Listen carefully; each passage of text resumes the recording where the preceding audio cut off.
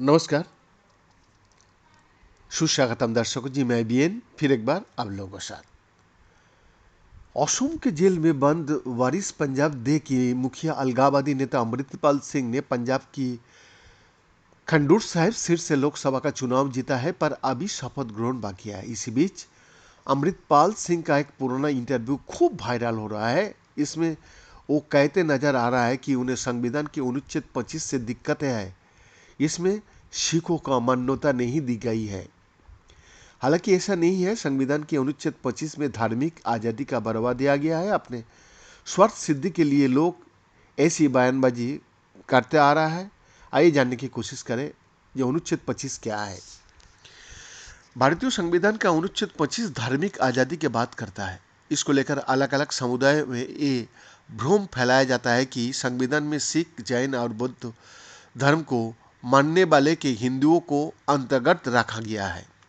असल में इस अनुच्छेद के अनुसार हर नागरिक को ये अधिकार दिया गया है कि वो अपनी पसंद के धर्म का प्रचार प्रसार और अभ्यास करने के लिए आजाद है। इसके अलावा ये अनुच्छेद सरकार के बिना हस्तक्षेप को डर के बिना सभी लोगों को अपने धर्म का प्रचार करने के लिए अधिकार का मौका भी देता है। इसमें राज्यों यानी शासन द्वारा ये अपेक्षा की गई है कि वो अपने अधिकार वाले क्षेत्र में इस अनुच्छेद का अभ्यास करें। इसी अनुच्छेद में ये प्रावधान किया गया है कि राज्यों किसी भी तरह की धार्मिक प्रथा से जुड़ी किसी भी वित्तीय, आर्थिक और राजनीतिक या अन्य किसी धर्मनिरपेक्ष गतिविधि को नियंत्रित या फिर प्रतिबंधित करने के लिए कानून बना सकता है।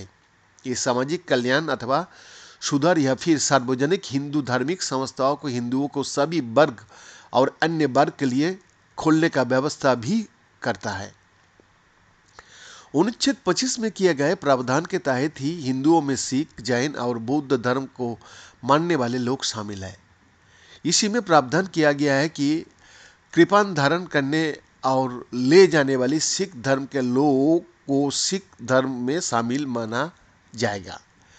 देश के पहले प्रधानमंत्री पंडित जवाहरलाल नेहरू ने साल 1950 में कहा था कि संविधान केवल अनुच्छेद में प्रावधान के सीमित उद्देश्य के लिए एक नियम बनाता है। जैसे कि आप देखेंगे, इसमें न केवल जैन बल्कि बौद्ध और सिखों का भी उल्लेख है। ये स्पष्ट है कि बौद्ध हिंदू नहीं है, इसलिए ये सोचने का कोई कारण नहीं है कि जैनियों को हिंदू माना जाता है। ये सच है कि जैन कुछ मायने में हिंदुओं की तरह ही है और उनमें कई रीति रिवाज समान है। इसके बावजूद इसमें कोई संदेह नहीं है कि वो एक विशिष्ट धार्मिक समुदाय है और संविधान किसी भी तरह से इस मान्यता प्राप्त स्थिति को प्रभावित नहीं करता है।